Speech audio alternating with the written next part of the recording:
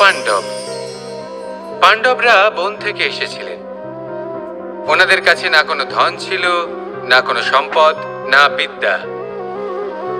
নিজের পরিশ্রমের দ্বারা ওনারা বিদ্যা অর্জন করেছিলেন, আর তার দ্বারাই সম্পদ অর্জন করলেন আর ধনও অর্জন করলেন।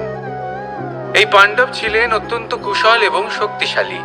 যুধিষ্ঠির নিজের পরিশ্রম দ্বারা এমন জ্ঞান অর্জন করেছিলেন যে এই সংসার ওনাকে ধর্মরাজ যুধিষ্ঠির অভিহিত করেছিল। দেখতে গেলে পাণ্ডবদের কাছে সবকিছুই ছিল, কিন্তু যখন বিষয় এলো আরো ধন লাভ করার, তখন যুধিষ্ঠির, যিনি পাণ্ডবদের মধ্যে জ্যেষ্ঠ, তিনি সকল পাণ্ডবদের সাথে দ্যুতক্রীড়ায় অংশগ্রহণ করে ফেললেন।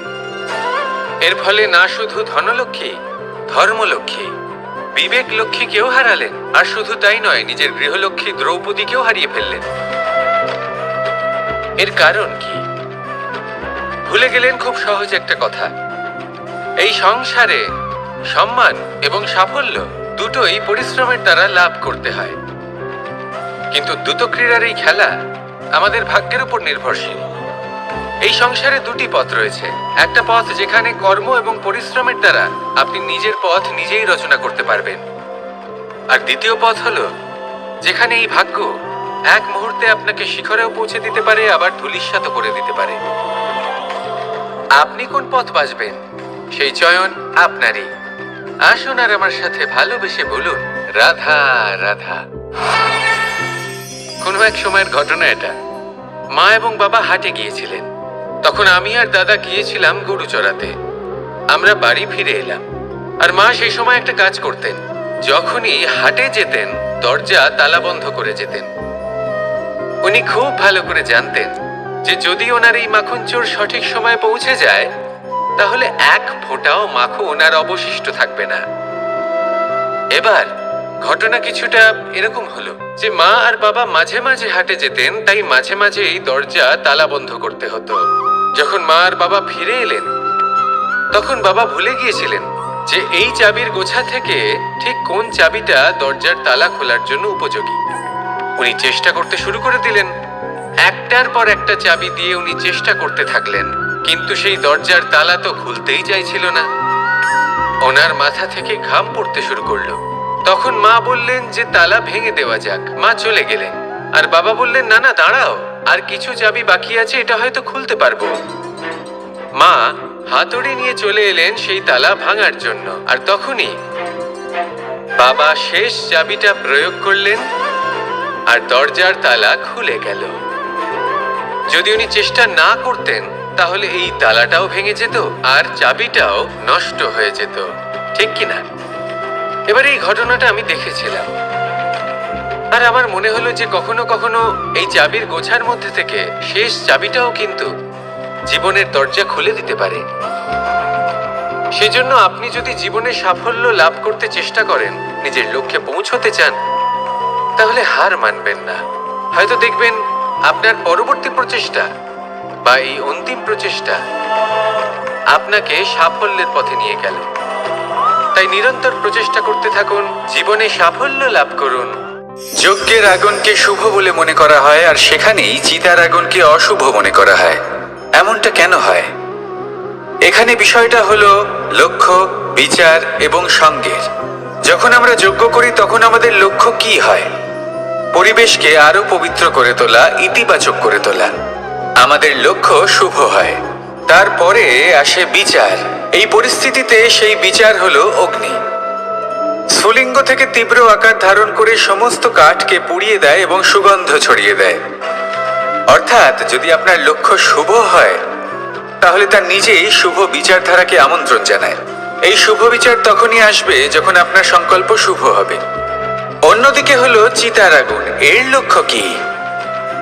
একটা দেহকে পরধামে পৌঁছে দেওয়া।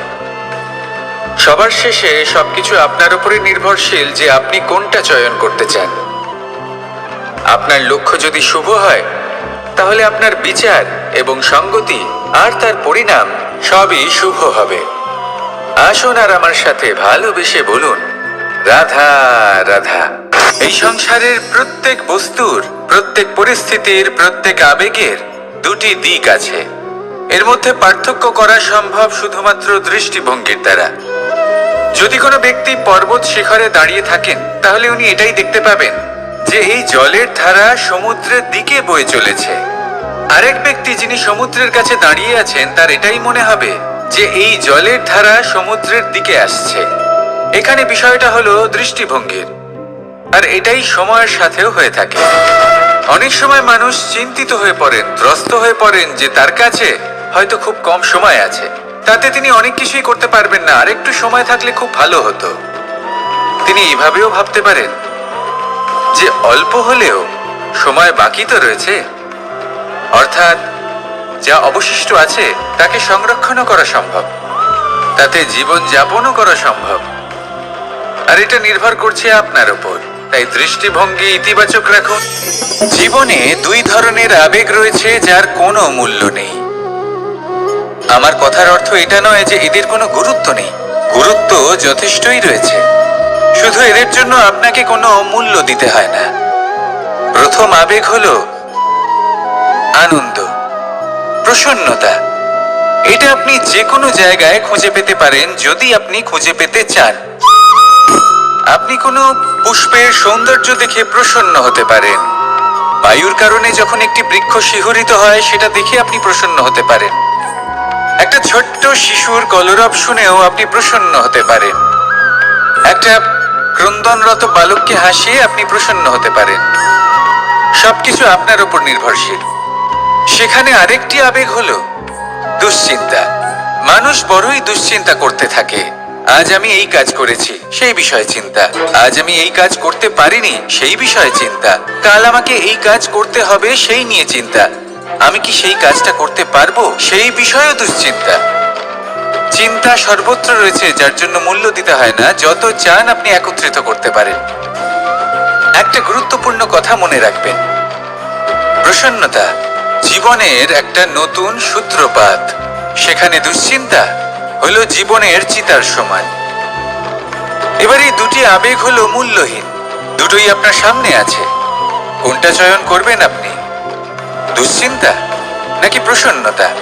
সিদ্ধান্ত আপনারই। আসুন আর আমার সাথে ভালোবেসে বলুন, রাধা রাধা। ধন, সম্পত্তি, এগুলো আসলে কি? এগুলো শুধু সেই মূল্য যার দ্বারা আমরা কোনো কিছু অর্জন করতে পারি। এবার এই ধনের দ্বারা এই সংসারে অনেক কিছু লাভ করা সম্ভব, কিন্তু সেই সব কিছুই শুধুমাত্র ভৌতিক বস্তুই হবে, ভৌতিক সামগ্রী, ভৌতিক সুবিধা। অর্থাৎ আপনার কাছে যতই ধন থাকুক, তা আপনাকে শান্তির ঘুম এনে দিতে পারবে না, আপনাকে জীবনের বাস্তব সুখের অনুভূতি লাভ করাতে পারবে না, কারণ এগুলো ভৌতিক ধন। এই ভৌতিক বস্তুই অর্জন করাতে সক্ষম। বাস্তবিক ধন কি? যদি এই প্রশ্ন আপনার মনে আসে, তাহলে তার উত্তর আমি আপনাকে দেব একটা উদাহরণের মাধ্যমে। কখনো আপনি শুনে থাকবেন যে একজন পিতা আজীবন অনিষ্ট করেন, অনর্থ করেন, খারাপ কাজ করেন শুধু ধন অর্জনের জন্য। তিনি ভাবেন যে আমি ধন অর্জন করব আর নিজের সন্তানকে একটা উজ্জ্বল ভবিষ্যৎ প্রদান করব, একটা সুখ স্বাচ্ছন্দ্যময় জীবন দান করব। এবার সন্তান যখন জন্ম লাভ করে, তখন সে ভাগ্যের জোরে সেই ধন ভোগ করে। যেরকম সে পায়, সেরকমই তার ব্যবহার সে করে।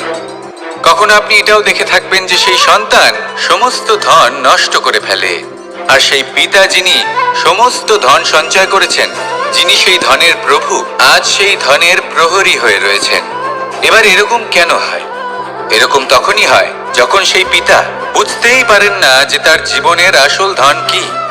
সেই আসল ধন তার সন্তানকে সে দিতেই পারে না। যদি পিতা তার সন্তানকে কর্মের জ্ঞান দিতে পারেন, উচিত কোনটা অনুচিত কোনটা সেই শিক্ষা দিতে পারেন, সংস্কারের প্রকৃত শিক্ষা দিতে পারেন, তবে সেটা ধনের থেকে অনেক বেশি গুরুত্বপূর্ণ। এটাই হলো জীবনের বাস্তব ধন। আপনি সেই কথা তো অবশ্যই শুনে থাকবেন, কুসন্তান হলে ধন সঞ্চয় করে কি হবে, সুসন্তান হলে ধন সঞ্চয় করে কি হবে। সন্তান যদি কুপুত্র হয়, তাহলে সব নষ্ট করে ফেলবে, আর সন্তান যদি সুপুত্র হয়, তাহলে ধন থাকুক না থাকুক, সে নিজেই কর্মের পথে অগ্রসর হয়ে ধন অর্জন করবে আর নিজের জন্য এক উজ্জ্বল ভবিষ্যৎ গড়ে তুলবে। তাই সন্তানকে সম্পদ দেওয়ার আগে কর্মের জ্ঞান দান করুন, সুশিক্ষা দিন, কারণ এটাই হলো জীবনের প্রকৃত ধন। আসুন আর আমার সাথে ভালোবেসে বলুন, রাধা রাধা।